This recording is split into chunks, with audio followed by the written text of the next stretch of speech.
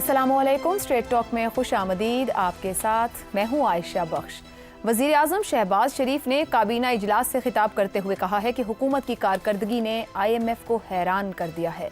मुखालिफिन ने ढंडोरे पीटे कि मिनी बजट आ रहा है। पहली बार चैलेंजिंग हालात में मिनी बजट नहीं आ रहा। वज़ीर आज़म ने कहा कि स्टाफ लेवल मुआहिदा होने पर सब मुबारकबाद के मुस्तहिक हैं। उन्होंने कहा कि IMF ने पिछले साल 9 खरब रुपए का हदफ दिया, इस साल 12.9 खरब रुपए का हदफ मुकर्रर किया गया है। टैक्स कलेक्शन में 26% इजाफा हुआ है। इससे पहले विफाकी हुकूमत और आलमी मालियाती फंड के दरमियान 1 अरब 30 करोड़ डॉलर के नए मुआहदे की खबर सामने आई। दोनों फरीकैन ने जारी 37 माह के बेल आउट प्रोग्राम के पहले जायजे पर भी इत्तफाक किया है। IMF बयान में कहा गया है कि IMF की टीम ने तौसीई फंड सहूलत के तहत 37 माह के तौसीई इंतजामात के पहले जायजे और इसके साथ साथ सस्टेनेबिलिटी ट्रस्ट के तहत 28 माह के नए मुआहदे पर पाकिस्तानी हुक्काम के साथ स्टाफ लेवल एग्रीमेंट किया है, जिसकी मजमूई रसाई 28 माह के दौरान करीबन 1 अरब 30 करोड़ डॉलर है। पाकिस्तान ने अक्टूबर में IMF के RSF से 1 अरब डॉलर की दरख्वास्त की थी। RSF के तहत फंडिंग उन ममालिक को फराहम की जाती है जो मुवाफ़क़त के जरिए आबो हवा की तबाहकारियों के खिलाफ लचक पैदा करने के लिए आला मयार की इस्लाहात का अहद करते हैं। यह कर्ज 30 साल में वापस किया जा सकता है, जिसमें 10 साल की रियायत भी शामिल है। IMF की रिपोर्ट के मुताबिक गुज़िश्ता 18 माह के दौरान पाकिस्तान ने चैलेंजिंग आलमी माहौल के बावजूद मैक्रो इकनॉमिक इस्तेहकाम की बहाली और एतमाद की बहाली में नुमाया पेशरफ्त की है। IMF के मुताबिक पाकिस्तान में माशी नमू मोतदिल है। अफरात ज़र के बाद 2015 के बाद से अपनी कम तरीन सतह पर आ चुकी है। माली हालात में बेहतरी आई है, खुद मुख्तारी के फैलाव में नुमायां कमी आई है और बैरूनी तवाज़ुन मजबूत है। ताहम IMF बयान में यह भी कहा गया है कि अजनास की कीमतों में गैर यकीनी आलमी मालियाती हालात सख्त होने या बढ़ती हुई तहफ़्फ़ुज़ पसंदी जैसे मनात में इजाफा हुआ है। इस तरह के खतरात पाकिस्तान के मुश्किल से हासिल करदा मैक्रो इकनॉमिक इस्तेहकाम को नुकसान पहुँचा सकते हैं। कितना बड़ा चैलेंज था जो पाकिस्तान ने जिसको अबूर किया है, क्या वाकई किसी मुबारकबाद का काम किया गया है? इसी पर गुफ्तगू रहेगी। पैनल में हमारे साथ हैं शहजाद चौधरी, जैगम खान, रजा रूमी और इफ्तिखार अहमद साहब। प्रोग्राम का सवाल आप सभी के लिए। पाकिस्तान और IMF का 1 अरब 30 करोड़ डॉलर का नया मुआहिदा। वज़ीर आज़म शहबाज शरीफ की मुबारकबाद। 78 साल होने को क्या कौम कर्जों के हुसूल पर मुबारकबाद की ही मुस्तहिक है? शहजाद चौधरी साहब, वज़ीर आज़म काफ़ी खुश दिखाई दिए आज, इत्मीनान का इजहार भी किया, मुबारकबाद भी दी, आम आदमी की कुर्बानी और तकलीफ़ का भी एहसास उन्होंने कहा है। लेकिन 78 साल बाद भी किसी कर्जे के हासिल होने पर वाकई कोई बहुत बड़ी अचीवमेंट है, हमने बहुत कुछ हासिल कर लिया है। तो गालिब ने कहा था ना कि कर्ज की पीते थे मैं और समझते थे कि हाँ, रंग लाएगी हमारी फाका मस्ती एक दिन। ये वैसे शहबाज शरीफ साहब को ये शेर भी याद कर लेना चाहिए और अपनी तकरीरों में इसको बारहा कोई ना कोई मौका ढूंढ के इसको जरूर बोलना चाहिए। मेरे ख्याल में पाकिस्तान के लिए और उनके लिए एक बहुत अहम सबक है कि कर्ज की मै पीते पीते कब तक हम अपने आप को मदहोश रखेंगे और उसके बाद फिर कहेंगे कि किसी दिन हम बेहतर हो जाएंगे। बुनियादी चीजें हैं। अगर आपको अपने पाँव पे खड़ा होना है एज अ मईशत और एज अ मुल्क, तो अपने अखराजात को कम करना होगा। अगर अखराजात नहीं कम कर सकते तो महसूलात को बढ़ाना होगा। यानी ये कोई जरिया नहीं हो सकता कि आप कर्ज लें और उससे अपना निज़ाम चलाएं, अपनी गवर्नमेंट को चलाएं, अपने बाकी मामलात को चलाएं, रियासत को चलाएं या बाकी अपने जो हुकूमती सिलसिले हैं उनको चलाएं। ये नहीं हो सकता कि आपके वजीरों की तनख्वाहें, कैबिनेट के वजीरों की यहाँ से यहाँ बढ़ जाएं और आम आदमी तक, जाहिर है आप कर्ज आम आदमी के नाम पे लेते हैं। जो कर्ज लिया जाता है वो आम आदमी के लिए लिया जाता है और इस वक्त जो उसका असर ये है कि जो आज से कोई 2 साल पहले, 3 साल पहले अगर कोई 1.25 लाख या 1.5 लाख पीकस हमारे ऊपर कर्ज था, तो आज तकरीबन 3 लाख पीकस, यानी हर पैदा होने वाला बच्चा अपने सर पे 3 लाख कर्ज लेके पैदा होता है। तो बुनियादी हमारा मसला यह है कि हम कर्ज के ऊपर जी रहे हैं, कर्ज की वजह से ही हमारे मामलात हैं। अब क्या करना चाहिए इसके लिए? ये भी तो ठीक है, ये तो हमने नौहा बहुत दफा पढ़ा है, ये हमारा मसला भी है। इसलिए करना क्या चाहिए? 3 ही चीजें हैं। आपको डॉलर कमाने हैं। डॉलर कैसे कमाए जा सकते हैं? रेमिटेंसेज हो सकती हैं। इस साल हो सकता है कि हम 36-37 अरब पे पहुंच जाएं। बड़ा कमाल होगा अगर हम वहां तक पहुंचे। इससे भी ज्यादा जाना चाहिए। जो मुल्क हैं वो इससे भी ज्यादा अपनी रेमिटेंसेज कर रहे हैं हमसे, छोटे मुल्क जो कम आबादी वाले। फर्क क्या है कि वहां के जो लेबर फोर्स हम बाहर, वो जो बाहर चाहती है, वो वोकेशनल ट्रेनिंग के साथ स्किल्ड मैन पावर होती है, स्किल्ड लेबर फोर्स होती है। उनकी कीमतें, उनको तनख्वाहें बेहतर मिलती हैं, वो ज्यादा पैसे घर भेज सकते हैं अपने रिश्तेदारों को, अपने घर वालों को। तो इसलिए पहला काम तो ये हमें करना पड़ेगा और इसको हो सकता है 5, 7, 10 साल लग जाएं, ये सिखाना कि अगर बाहर जाके आपने कोई मजदूरी का काम भी करना है तो उसके लिए आपकी ट्रेनिंग बेहतर होनी चाहिए।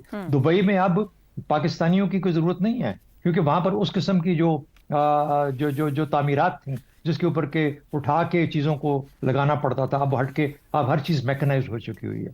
तो इसको फर्क करना पड़ेगा कि हमारी लेबर क्यों अब कम से कम तर होती जा रही है उन मुल्कों में जो कि ट्रेडिशनली हमारा काफी स्ट्रॉन्ग मेन स्टे रहे हैं। दूसरी बात, एफडीआई, फॉरेन डायरेक्ट इन्वेस्टमेंट कैसे आएगी? दहशतगर्दी चल रही है, कशीदगी है, माहौल में कशीदगी है। दहशतगर्दी को खत्म करना पड़ेगा, सुकून नहीं है। लोग कैसे इन्वेस्ट करें, कैसे पैसा लेके आए? फिर प्रोजेक्ट्स कुछ ऐसे होने चाहिए जिनके अंदर पता लगे। रेकोडी की खबर आज थी, एक अच्छी खबर है कि चले उसमें कम से कम काम तो हो रहा है, चल तो रहा है। सीपेक वाले रुक गए हैं, वो कहते हैं हमें यकीन नहीं है कि आप मामले को आगे लेके जा सकते हैं। तो ये जब तक मामला तय नहीं होंगे, आपको बाहर से डॉलर भी नहीं आएंगे, पैसा आएगा तो पैसा और कमाया जाएगा। और फिर एक्सपोर्ट्स, फर्क देख लीजिए। वियतनाम 9 करोड़ की आबादी, पाकिस्तान की कितनी आबादी? 25 करोड़। 9 करोड़ और 25 करोड़। हम कितनी एक्सपोर्ट करते हैं? 35 अरब की एक्सपोर्ट हो जाए डॉलर की साल में, तो हम कहते हैं वाह वाह वाह, क्या कमाल हो गया कि हमने 35 बिलियन डॉलर्स को टच कर लिया। वो 9 करोड़ की आबादी कितना एक्सपोर्ट करती है? 125 अरब डॉलर सालाना। ये फर्क है मईशतों में, ये फर्क है कौमों में, ये फर्क है जो कि आपके मामलात को सुलझाएगा। तो वज़ीर आज़म साहब को ये बातें भी साथ साथ याद रखनी चाहिए। सिर्फ कर्ज की बुनियाद पे मुबारक नहीं लेनी चाहिए, ये देखना चाहिए कि हम रियल वेल्थ, रियल ग्रोथ कैसे, नेट ग्रोथ कैसे हासिल कर रहे हैं। बहुत सारी और चीजें भी हैं, लेकिन वो ये बुनियादी चीजें हैं जिनको हम अगर करेंगे तो शायद हम थोड़ा सा बेहतरी की तरफ जाना शुरू हो जाए। ठीक। रज़ा रूमी साहब, कुछ फैक्टर्स का भी आईएमएफ ने इजहार किया जिसमें अजनास की कीमतों में गैर यकीनी है या आलमी मालियाती हालात हैं, बढ़ती हुई तहफ़्फ़ुज़ पसंदी जैसे मनफी खतरात हैं। वो कहते हैं कि ये फैक्टर्स इम्पैक्ट कर सकते हैं इस मैक्रो इकनॉमिक जो आपको ग्रोथ दिखाई दे रही है। ये खबरदार कर रहे हैं। क्या वज़ीर आज़म साहब ने मुबारकबाद देने में जल्दी किया या वाकई कोई हैरान कुन काम कर दिया है कि आईएमएफ भी हैरान है कि क्या कर दिया है?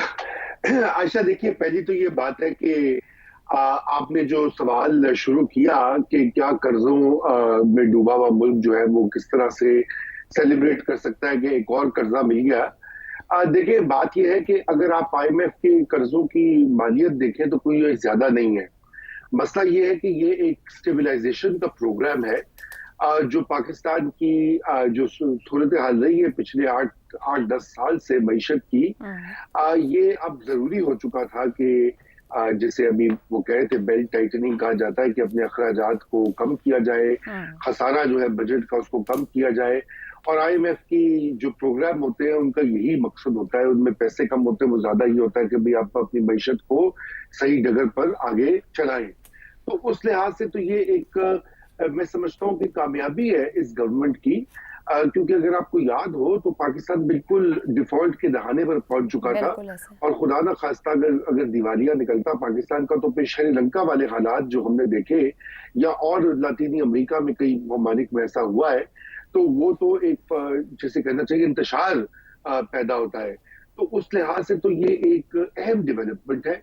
अब क्या ये अवॉइडेबल है? बिल्कुल अवॉइडेबल है। जैसे अभी शहजाद साहब ने कहा कि अगर हम अपने इस्लाहात लाएं और अपने तालीमी कतई कलामी की माजरत रज़ा रूमी साहब, ये इस्लाहात ही तो सबसे बड़ा मामला है। ये शर्तों के साथ, पाबंदियों के साथ हम उतना ही काम करते हैं जितना वो कर्ज देते हुए हमें कहते हैं कि ये आधा कदम इधर चल लोगे तो इतना मिलेगा, एक कदम वहां ले लोगे तो इतना मिलेगा। इन ट्रू सेंस तो हम किसी भी तरह के रिफॉर्म्स किसी भी सेक्टर में नहीं कर पाए हैं। जी, हकीकत यही है। और जो सबसे बड़ा रिफॉर्म टैक्सेशन में जिसकी मुंतज़र है कौम और जो कि आईएमएफ बार बार कहता है, हर प्रोग्राम के साथ कहता है, वहां भी जो कोशिशें हैं वो मुकम्मल तौर पर रंग नहीं लाई। और यही वजह है कि सबसे बड़ी कि पाकिस्तान में, जैसे हमने पहले भी जिक्र किया था, कि बहुत से ऐसे तबकात हैं जो कि टैक्स नहीं अदा करते या उनको जो रियायत मिलती हैं और उनकी वजह से जो सारे का सारा बर्डन है वो रियासत पर पड़ता है और मजीद उनको जो है इधर उधर से मांगना तांगना पड़ता है। अब देखिए पाकिस्तान का डेवलपमेंट बजट किस कदर कम हुआ है, हालांकि उसकी इतनी जरूरत है उसको उसमें बढ़ावे की, लेकिन मसला यही है कि उतने वसाइल जो है वो जनरेट नहीं हो रहे। जहां तक अजनास की कीमतों वगैरह का मामला है तो देखिए वो अब एक ऐसा मसला है कि ज़राअत जो है पाकिस्तान में, वो कहा जाता है कि वो जो रीढ़ की हड्डी है पाकिस्तान की मईशत की, लेकिन वहां भी उस तरह की तवज्जो नहीं हमने दी जिसका कि हमें जरूरत थी। और ये जो वीट की प्राइसेस जो है कम की गई, और उससे अब यही अंदेशा है कि अगर इस तरह मामला चलता रहा तो शायद दोबारा से हमें गंदम और दीगर अजनास जो है वो इम्पोर्ट करनी पड़े। जब आप इम्पोर्ट करेंगे तो यकीनन जन आपका फॉरेन एक्सचेंज और खर्च होता है, जबकि हम उसको बासानी अपने मुल्क में ना सिर्फ उगा सकते हैं बल्कि हम एक्सपोर्ट कर सकते हैं, और हम करते रहे हैं। चीनी और चावल जो है हम उसको एक्सपोर्ट करते हैं बहुत बड़ी तादाद में, तो गंदम का क्यों नहीं हम ये कर सकते। तो इस तरह के बिल्कुल खर्चात है, लेकिन मैं समझता हूँ कि मईशत एक सही डगर पर चल निकली है, और अब आगे जो अगला स्टेप है वो इस्लाहात का, जो आप कह रही हैं, आप खुदा करें कि ये गवर्नमेंट भी कर पाए। ठीक हो गया। ज़ैगम साहब, शहबाज शरीफ साहब ने जब आज ये गुफ्तगू की तो उन्होंने कहा कि हुकूमत की कारकर्दगी ने IMF को हैरान कर दिया है। दुनिया के 191 ममालिक हैं जिनकी मईशत पर IMF ने नजर रखी हुई है। पाकिस्तान ने ऐसा क्या कर दिया है जिसके ऊपर IMF भी हैरान रह गया है या शशदर रह गया है? जी, IMF को हैरान ही नहीं कर दिया, परेशान भी कर दिया है। और जो शबाना रोज़ मेहनत है वज़ीर आज़म की, उसके बाद माशाल्लाह हमने इतना बड़ा संग मील, वज़ीर आज़म से ने कहा कि संग मील अबूर कर लिया है पाकिस्तान ने ये नया उधार लेके। आप देख लें क्या हमारी सोच है। और आयशा, आपका एक बुनियादी मसला है सॉफ्टवेयर का कि आप तनख्वाहदार की सोच सोचती हैं, आपको उन जज्बात का अंदाज़ा ही नहीं है जो उधार खोर को उधार मिलने के बाद होती है। आपको पता ही नहीं है कि नशे को टीका लगवाने के बाद क्या सुकून और क्या खुशी महसूस होती है, और कैसे वो ख़ुद को चांद पर चलता हुआ महसूस करता है। ये पाकिस्तान की मईशत, पाकिस्तान की अशराफिया। साहब, आज वज़ीर आज़म ने एहसास करते हुए कहा है कि आम आदमी ने जो कुर्बानी दी है, जो तकलीफ काटी है, जिस मुश्किल में रहा है, जिन मसाइल से गुजरा है, उसके बगैर ये भी सब कुछ मुमकिन नहीं था। मतलब थोड़ा उन्होंने बताया है कि आप लोगों ने भी बड़ा सफ़र किया जिस वजह से कर्जा मिल गया आज। जी, बड़ी खुशी से हमने कहा था कि हमारा ये हशर नशर करें, आप ये रेंट सीकिंग इकानमी बनाएं, आप हमें तबाह हाल कर दें। हमने कहा था, बड़ा शुक्रिया कि उन्होंने हमारा शुक्रिया अदा किया है। देखिए, 42nd प्रोग्राम है ये पाकिस्तान का IMF का, 42वां, और 42वें के अंदर कितनी 42 में इसमें कितनी किस्तें होंगी आप अंदाज़ा नहीं लगा सकती। पता है पाकिस्तान के बाद दूसरे नंबर पे कौन है? अर्जेंटीना, जिसने 22 दफ़ा कर्जा लिया है, और पाकिस्तान का कितना है? 42वां। और सफ़र हमारा क्या है?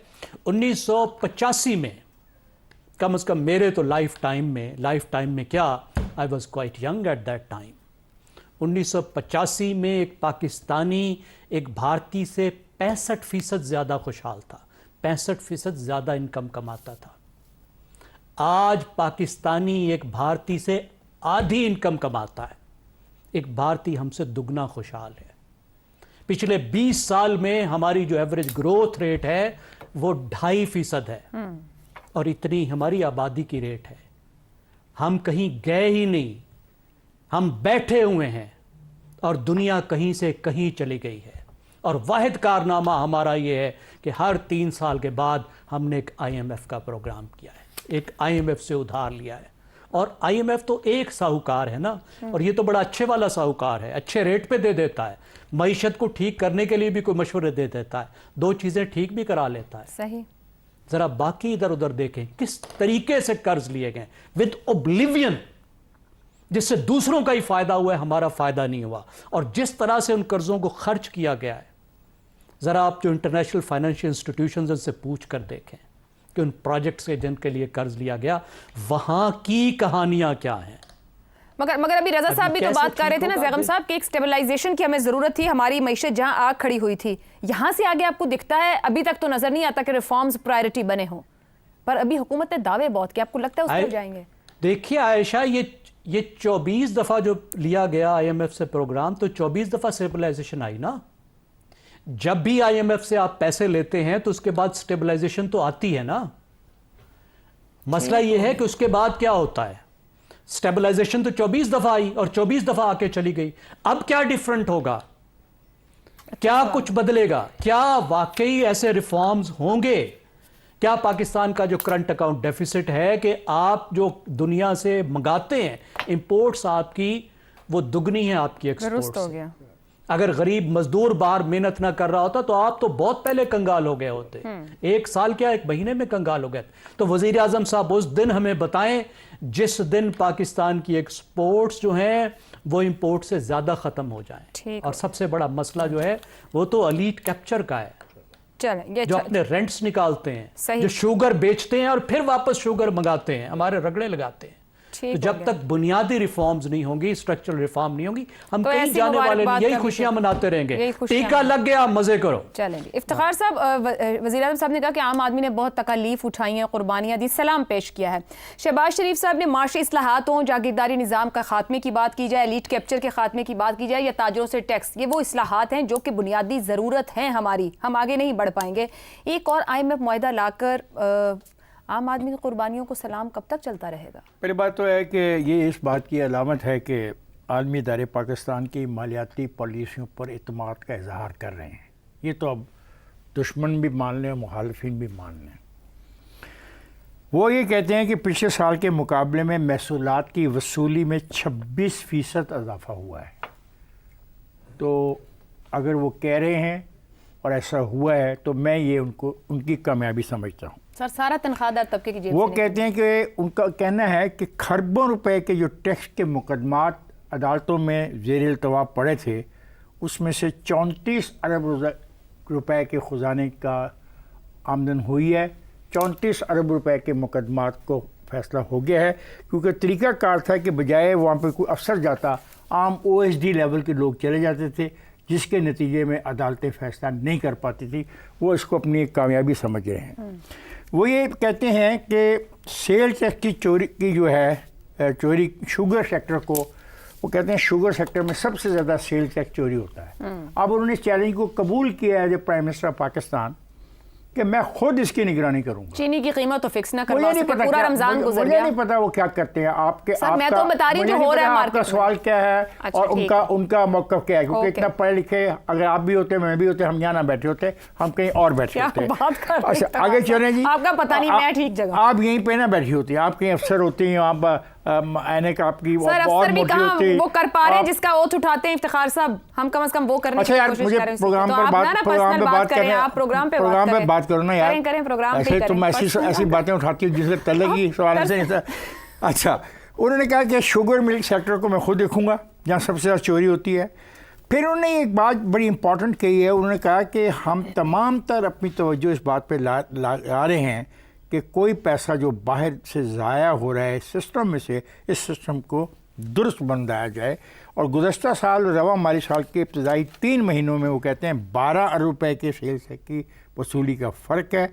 और ये पहली बार हुआ है कि सेल्स टैक्स जो शुगर इंडस्ट्री से जो है ना मिला ज़्यादा है। और माली साल के अख्ताम पर 60 अरब रुपए का इजाफी सेल्स टैक्स वसूल करने की तवक्को है। अब ये उनकी पॉलिसीज़ हैं, ये उनका प्लान है। तो इस बात की अलामत है कि मालियाती अदारे भी तो ये देख रहे हैं ना। हम मुखालफत ज़रूर करें, हमारी गुर्बत ख़त्म नहीं हो रही, हमारी बेरोज़गारी ख़त्म नहीं हो रही, हमारी महंगाई ख़त्म नहीं हो रही, चीज़ें जो रोज़ हम मार्केट में ख़रीदते हैं वो महंगी हैं, ये अपनी जगह हकीकत। लेकिन ये जो 4 लफ्ज़ उन्होंने बोलने हैं ये भी हकीकत है। और बकौल ज़ैगम के पता नहीं कितने मुल्क लेते हैं, तो जो जिनसे हम कर्ज लेते हैं उनकी नज़रें भी तो हमारे पास हैं ही नहीं हैं। तो अगर वो इस पर मुतमिन हैं और हम डिफ़ॉल्ट से आगे आ गए, ये बात ज़ैगम साहब भी मानते हैं, मैं भी मानता हूँ, आप भी मानती हो कि पिछले साल इन्हीं दिनों में हम खड़े थे कि डिफ़ॉल्ट में जा रहे हैं। आज हम बाहर अगर आए हैं और आलमी अदारा जो हमें कर्ज दे रहा है उस पर वो मुतमिन है कि ये पैसे वापस करने की सलाहियत रखते हैं, तो it is a positive move. लेकिन ये बात बड़ी ज़रूरी है, 3 फिक्रे में कहना चाहूँगा। अखराजात कम करें, महसूलात बढ़ाएं।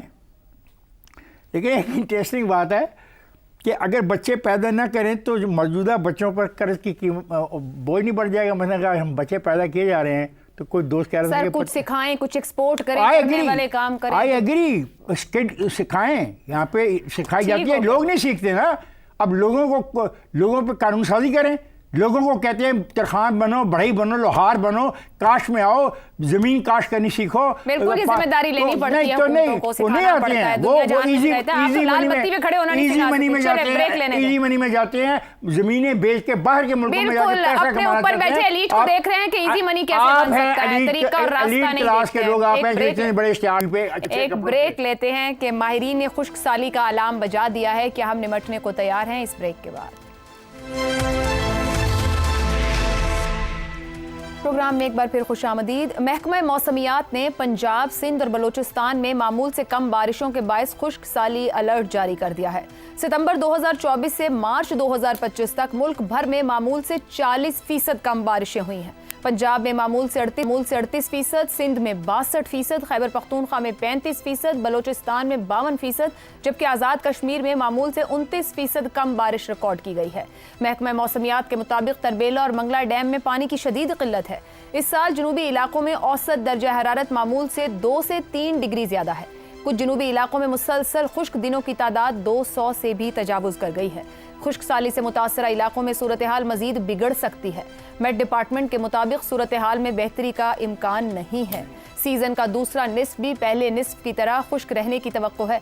खुश्क साली के तवील दौरानिये से फसलों की पैदावार में कमी का इम्कान जाहिर किया जा रहा है। दरियाओं में पानी का हजम भी खतरनाक हद तक गिर चुका है। डैम और पानी के ज़खायर डेड लेवल पर चल रहे हैं। एक और रिपोर्ट के मुताबिक पाकिस्तान में बारिशों और सैलाब की वजह से सालाना 3.5 करोड़ एकड़ फुट पानी ज़ाया होता है, जैसे आबी ज़खायर या रिचार्ज वेल बनाकर जखीरा किया जा सकता है। वाटर मैनेजमेंट माहिरीन के मुताबिक ये ज़ाया शुदा पानी तरबेला और मंगला डैम के पानी जखीरा करने की मजमूई गुंजाइश के बराबर है। आबादी में इजाफे की वजह से पाकिस्तान के शहरी इलाकों में गुज़श्ता 5 साल के दौरान रोज़मर्रा इस्तेमाल के लिए दरकार पानी का इस्तेमाल 4 मिलियन एकड़ फुट से बढ़कर 10 मिलियन एकड़ फुट से ज़्यादा हो गया है। आबी माहिरीन के मुताबिक शहरी इलाकों में हर साल बारिशों से हासिल होने वाला 40 मिलियन एकड़ फुट से जायद पानी सीवरेज के पानी में शामिल होकर ब्लैक वाटर की शक्ल में ज़ाया हो रहा है। पानी जिंदगी है, खासतौर पर ऐसे मुल्क के लिए जिसकी मईशत का बड़ा इन्हिसार आज भी ज़राअत पर है। मौसमियाती तब्दीलियों के पेश नज़र पाकिस्तान में जामे आबी हिकमत अमली अब नागुज़ीर हो चुकी है। दिन ब दिन पानी के हवाले से इंतहाई परेशान कुन फैक्ट सामने आ रहे हैं। ऐसे में हम सवाल यह है कि हम अभी तक पानी के बहरान से निमटने के लिए कोई जामे प्लान क्यों नहीं बना सके। दुनिया भर की तरह हमारी तरजीहात में वाटर मैनेजमेंट प्लान क्यों नहीं है। बारिशों में कमी और खुश्क साली के खतरे के बाद हमारी ज़राअत किस हद तक स्टेक पर लग चुकी है। अहम सवाल ये भी है कि पानी के इस बहरान के बाद बतौर कौम हमें किस जिम्मेदारी का मुजाहरा करने की ज़रूरत है। इसी पर गुफ्तगू करेंगे। सवाल इस तरह से, मुल्क में 62% तक मामूल से कम बारिशें, 3 सूबों में खुश्क साली का खतरा, सूरत हाल में बेहतरी का इम्कान नहीं, किन इक़दामात की फौरी ज़रूरत है। जैगम साहब, हर फर्द, हर घर, हर गांव, तहसील, ज़िला और सूबा सबकी कोई ना कोई कहीं ना कहीं जिम्मेदारी होने की ज़रूरत है। किस तरीके से और किन इक़दामात के ज़रिए फौरी तौर पर शॉर्ट टर्म इसको प्लान किया जा सकता है? देखिए, शॉर्ट टर्म और लॉन्ग टर्म दोनों इक़दामात हमें करने होंगे।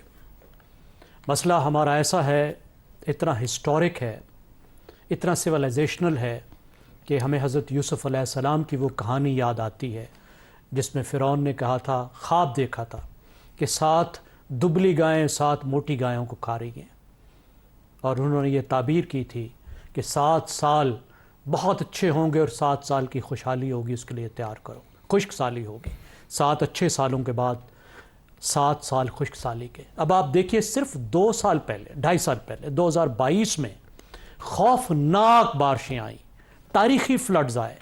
इतने तारीखी फ्लड थे कि सिंध और बलूचिस्तान में एवरेज से 400% ज़्यादा रेन हुई और बाकी इलाकों में 190% ज़्यादा रेन हुई। और 2.5 साल बाद आप यहाँ खड़े हैं कि 60% कम बारिश हुई है सिंध और बलूचिस्तान में और 40% पूरे मुल्क में कम हुई है। ये हमें बताता है कि किस तरह का बहरान अब हमारे सामने है और इस बहरान की नेचर क्या होगी। इसकी वजह से हमें कितना बड़ा एक ग़िज़ाई ख़तरा मौजूद है, लोगों के खाने का ख़तरा मौजूद है, हमें ज़राअत का कितना बड़ा बहरान है, हमारे शहरों का क्राइसिस है। बहुत बड़ा चैलेंज होगा कि लोगों को पीने का पानी दस्तयाब हो। हमारे शहरों में पानी पहले ही कम हो रहा है, ख़ास तौर पे साउथ में जहाँ बहुत डिपेंडेंट होती है बारिश पर और दरियाओं पर, वहाँ का मसला है। अब आपने कहा कि क्या करना होगा। देखिए, सबसे पहले एक वाटर एमरजेंसी नाफिज करनी होगी। अंदाज़ा करना होगा कि इसकी इम्प्लीकेशंस क्या हैं। फौरी तौर पर माहिरीन को बैठकर देखना होगा कि इसके क्या क्या नतायज हो सकते हैं, ज़राअत पर क्या नतायज होंगे, किसानों को कैसे बचाना है। पाकिस्तान की आधी ज़राअत जो है वो लाइफ स्टॉक पर मुश्तमिल है। जब उस लाइफ स्टॉक का फॉडर नहीं होगा, वो मरेंगे तो उनका क्या बनेगा, पाकिस्तान का क्या बनेगा। उनको फॉडर कैसे फराहम करना है, ज़राअत वालों की फसलों की इंश्योरेंस कैसे करनी है, फसलें कैसे बचानी है, फिर पानी का पीने के पानी जो है उसको कैसे फराहम करना है, कैसे इंश्योर करना है। कहीं उसकी राशनिंग की ज़रूरत है तो अभी से राशनिंग करें। हमारे फैसला साज वो लोग हैं जिनके लॉन और जिनके बाथरूमों में एक दिन में इतना पानी खर्च हो जाता है जितना गरीब पूरे साल में इस्तेमाल नहीं करता। इसी वजह से एहसास नहीं है। तो कैसे आप राशन करें, कैसे ये जो बड़े बड़े लॉन हैं उनके स्प्रिंकलर्स बंद करें और मीटरिंग करें, शहरों के पानी को बचाएं, रिचार्जिंग के प्लान करें, कैसे एक एक बूंद का हम हिसाब लगाएं, तो फौरी करना है। उसके बाद फिर लॉन्ग टर्म जो पानी की प्लानिंग है वो अपनी जगह हमने करनी है कि जो आगे जो मुसीबत आ रही है अगले सालों में, दहाइयों में, 50 साल में, 100 साल में, उसके लिए हम कैसे तैयार करें। ठीक हो गया। इफ्तिखार साहब, ज़राई मुल्क हैं, पानी ज़ेर ज़मीन पानी पर हम डिपेंडेंट हैं, पानी कम हो रहा है, ये खुश्क साली की कहत साली की तरफ हमें ना ले जाए, सब कुछ ही स्टेक पर लग रहा है। क्या हम तैयार हैं इससे निपटने को? नहीं, बिल्कुल तैयार नहीं है। मैं बिल्कुल जैगम के साथ इत्तफाक करता हूँ। बिल्कुल हम किसी चीज़ के लिए भी तैयार नहीं है और ये बड़ा अफसोसनाक अमल है। और कहा जाता है, अखबारी बयानात की हद तक तो कहा जाता है, लेकिन हकीकत बिल्कुल मुख्तलिफ है। मसलन जो रेन वाटर है, रेन वाटर हमारे पास 2 डैम्स के बराबर है। झीलें बनाकर इस रेन वाटर को कम से कम इसलिए इस्तेमाल किया जा सकता है कि अंडरग्राउंड वाटर लेवल हमारा बढ़ जाए, जो बिल्कुल ख़त्म होता जा रहा है। इस अमल को भी करना इनके करीब नामुमकिन नज़र आता है, एक बात। दूसरी बात, ये जो हम लंदन में आप अपने लॉन में बिला वजह पानी नहीं दे सकते, आपको इजाज़त नहीं है। हमारे पास गोल्फ कोर्सेज हैं, हमारे पास बड़े घर हैं, हमारे पास पानी को जिस तरीके से हम इस्तेमाल कर रहे हैं घास की खूबसूरती के लिए, वो भी कमाल की चीज़ है। अब हमें ये सोचना पड़ेगा कि कौन सी फसलें सोचें अभी से कि अगर पानी नहीं मिलता तो कौन सी फसलें उगा के हम अपनी ज़राअत को मुकम्मल तबाही से बचा सकते हैं। मसलन कितनी खौफनाक बात की है जैगम ने, बहुत छोटी बात लगती है। जैगम ये कहता है कि अगर तुम्हारे पास पानी नहीं होगा, तुम्हारे पास चारे की फसल नहीं होगी, अगर चारे की फसल नहीं होगी तो तुम्हारे जो जानवर हैं वो क्या खाएंगे। जब वो जानवरों को फसल नहीं होगी चारे की, उनको खुराक नहीं मिलेगी, उनकी डेथ हो जाएगी, तो 2 नुकसान हैं। एक हमारा गोश्त कम हो जाएगा, एक हमारा दूध कम हो जाएगा। मतलब एक चीज़ दूसरी चीज़ से मुंसलिक है पानी के सारे मामले में। ये बहुत संजीदा मामला है और इसको हर सतह पर देखना चाहिए। लेकिन सिर्फ बहुत पूरे अखबार के इश्तिहार आएंगे और आ रहे हैं कि मत इस्तेमाल कीजिए, ये जो वॉशिंग अपना करते हैं कारों की मत करें, गलियों में पानी को मत मैं पढ़ रहा हूँ, लेकिन अमली तौर पे कुछ भी नहीं हो रहा। हम गंदे पानी को साफ करने की सलाहियत को इस्तेमाल कर नहीं रहे। जो 2 बड़े शहर हैं कराची, लाहौर, मुझे बताएं कि आज तक गंदे पानी को साफ करने के लिए कहाँ पे कौन सा प्रोजेक्ट है। लाहौर में हम शुरू करना चाह रहे हैं, कहाँ है वो प्रोजेक्ट। कम से कम उस पानी को जो बचाएंगे वो हम किसी और मकसद के लिए इस्तेमाल कर लेते हैं, भला पीने के लिए नहीं। यूरोप में तो पीने के लिए भी इस्तेमाल होता है, कोई ऐसी बात नहीं है। और दूसरी बात है कि लाहौर शहर में कोशिश हो रही है, तमाम शहरों में होनी चाहिए, खुदा के वास्ते बारिशों के पानी को बचाओ, रेन वाटर को बचाओ, झीलें बनाओ, बड़ी बड़ी झीलें बनाओ ताकि ये पानी ज़ाया ना हो, ज़मीन में जाए, रिचार्ज कर लो और पानी से की जो किल्लत है उससे बच जाओ। एक ब्रेक के बाद गुफ्तगू आगे बढ़ाएंगे। प्रोग्राम के आखिरी हिस्से में एक बार फिर खुशामदीद। शहजाद साहब, मुल्क में 62% तक मामूल से कम बारिशें हुई और मेट डिपार्टमेंट कह रहा है कि दूसरा निस्फ भी खुश्क रहेगा और कोई सूरत हाल में बेहतरी का इम्कान नहीं है। क्या इक़दामात फौरी ज़रूरी हैं? जो ना किए गए तो हम मज़ीद नुकसान की तरफ जाएंगे। आयशा, एक तो ये कोई नई चीज़ नहीं है जो हमें आज हमारे यहाँ आज पता लगा ना, या आज अखबारों में आया या 1-2 दिन से आ रहा है। बात यह है कि ये चीज़ तो पिछले कोई चंद माह से या इस साल के शुरू में जो लोग पढ़ते हैं मौसमों को इंटरनेशनली, वो इसके बारे में ये बता रहे थे कि इस तरह होगा। अब अगर आपको 5-6 माह या 1 साल पहले तक ये पता था कि इस तरीके से ये सीजन ऐसा आएगा या ऐसा वक्त आएगा, तो आपने उसके लिए क्या तैयारी की? इसके चंद असरात, बाकी ज्यादा बातें तो हो गई। $5 अरब की कपास पाकिस्तान इस साल इंपोर्ट करेगा। यानी वो कपास जो आपके यहाँ पहले आप बनाते थे, जो उगती थी, उसके बाद उसको एक्सपोर्ट करते थे, अब वो आप इंपोर्ट करेंगे $5 अरब। जितना आज हमने मुबारक दिया ना, ये सारी की सारी, इससे बहुत सारी, शायद 50 गुना जो है वो सारी की सारी इधर निकल जाएगी, आप यहाँ पे ज़ाया कर देंगे। आने वाले सीजन में चावल और गन्ना, ये दोनों अपनी जो कीमत होती है उससे बहुत कम देंगे। गंदम की जो कीमत, जो पिछला सीजन गुजर गया, अभी जो चल रहा है, इसके अंदर गंदम जो आएगी, इसके अंदर कम से कम 30 लाख टन हमें इंपोर्ट करनी पड़ेगी, वो नंबर बनाने के लिए जो हमारी कफालत के लिए काफ़ी होते हैं। तो ये हैं मसले जब हम मौसमों को नहीं देखते, जब उनको जांचते नहीं है। अब चंद सवाल, हमारे मुल्क में कितने ओशनोग्राफर्स हैं जो कि जो ओशंस को पढ़ते हैं, वहां पे देखते हैं टेम्परेचर्स क्या है, उससे अंदाजा लगाते हैं कि लानीना है या एल नीनो है, क्या इफेक्ट आएगा, और अगर ये इफेक्ट आएगा तो मौसम में तब्दीली और बारिशों में क्या तगय्युरात आएंगे। कोई हैं लोग, और नहीं है तो फिर क्यों नहीं है? वाटर साइंस, पानी एक साइंस है। वाटर साइंस के कितने PhDs हैं हमारे पास, हैं भी या नहीं? हमारे यहाँ यूनिवर्सिटी में ये सब्जेक्ट पढ़ाया भी जाता है या नहीं पढ़ाया जाता? नहीं पढ़ाया जाता तो हम बाहर लोगों को ट्रेन कराते हैं इन चीजों के अंदर। नहीं कराते तो क्यों नहीं कराते? अगर वो हो तो वही शायद हमें इस रास्ते पर लगा दें। उसके बाद रिसोर्स एलोकेशन कितना है? $1.3 अरब आज वजीर आजम साहब ने बताया कि क्लाइमेट चेंज की मद में मिल रहा है पाकिस्तान को, जिसके शादाने हमने बजाय। अब सवाल यह है कि ये $1.3 अरब क्या वो पॉन्डेजेस या वो जो पानी जखीरा करने की जगह हैं, जिनका कि इफ्तिखार साहब बार बार जिक्र कर रहे हैं और बारहा हम सब शोर मचाते हैं, क्या वो हम देखेंगे? या इसके बराबर पाकिस्तानी रुपी फिर से प्रिंट होगा, और प्रिंट होने के बाद हमारी जो इन्फ्लेशन है उसको बढ़ाता हुआ हमारे लोगों के बीच में फिर बट जाएगा, जो बड़े बड़े आपके एलिट्स हैं उनके अंदर। और ये जो $1.3 बिलियन है, ये वैसे का वैसे पड़ा रहेगा। इसके बराबर आप रुपया लेके ये अशियां कूटते रहेंगे, या इसको इस पानी पे लगाया जाएगा, जखीरा करें। जब आपको ये पता है कि मुझे इस वक्त हम लानीना के अंदर हैं, सर्दियों में बारिशें कदरे ज्यादा होंगी, मौसम इस तरीके से बदल रहे हैं वगैरह वगैरह, तो उसका असर हमें खरीफ की क्रॉप पे आएगा। तो आपने उसके लिए क्या तैयारी की? जब बारिशें ज्यादा होती हैं तो बहुत पानी आता है, जब बहुत पानी आता है तो उसको फिर पकड़ना चाहिए, जखीरा करना चाहिए। ये तीसरा सबक है जो सीखने वाला है हमारे सियासतदान व लीडरशिप को। ये तो पता लग गया कि बहुत बारिश होती है तो बहुत पानी आता है, ठीक है, पानी को जाया नहीं करना। तो ये है सबसे बात। मेरे ख्याल में हमारे यहाँ एक्सपर्ट्स जो होते हैं इन चीजों के, वो बदकिस्मती से नहीं है, होने चाहिए, ताकि हमारा फिर एक ऐसा आप सेंटर बनाएं जो कि आपको इस तरफ आपका ध्यान लगाए। क्लाइमेट चेंज, इसको मौसमों को पढ़ना, बारिशों को देखना, पानी की जरूरियात को देखना, ताकि वो आपकी पॉलिसी को गाइड कर सके। ऐसा भी कोई हमारे यहाँ सेंटर नहीं। ठीक हो गया। रजा रूमी साहब, अगर एक्सपर्ट्स नहीं है, हमें पता नहीं, मगर दुनिया में रिसर्च भी हो रही है, टेक्निक्स भी हैं, इनोवेशंस भी हैं, और वो इन सब चीजों से गुजर भी चुके हैं और हल भी निकाल चुके हैं, हम फॉलो क्यों नहीं कर लेते किसी मॉडल को लेके? हमारी तरजीह ही नहीं है कि हमें पानी बचाना है, पानी का इस्तेमाल कैसे करना है, ये ना सिखाया जाता है, ना पढ़ाया जाता है, ना किसी की तरजीह है कि तवज्जो करनी है। आयशा, आपने खुद ही अपने सवाल का जवाब दे दिया है। असल बात ही तरजीहात की है।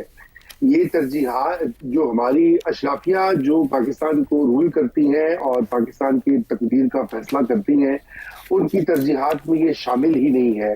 ये पानी की किल्लत का जो है, अभी जिक्र हो रहा था कि कई महीनों से पता था, मैं तो ये कह रहा हूँ कि कई सालों से इसका तस्करा हो रहा था। बहुत से आलमी इदारे इसके ऊपर रिपोर्ट शाया कर रहे थे। खुद पाकिस्तान में जो लोग हैं, साइंसदान हैं या दीगर माहौलियात या क्लाइमेट के ऊपर नजर रखते हैं, वो भी इस तरफ तवज्जो दे रहे थे। सबसे पहले तो ये बात है कि ये इस वक्त पाकिस्तान का संगीन तरीन मसला है।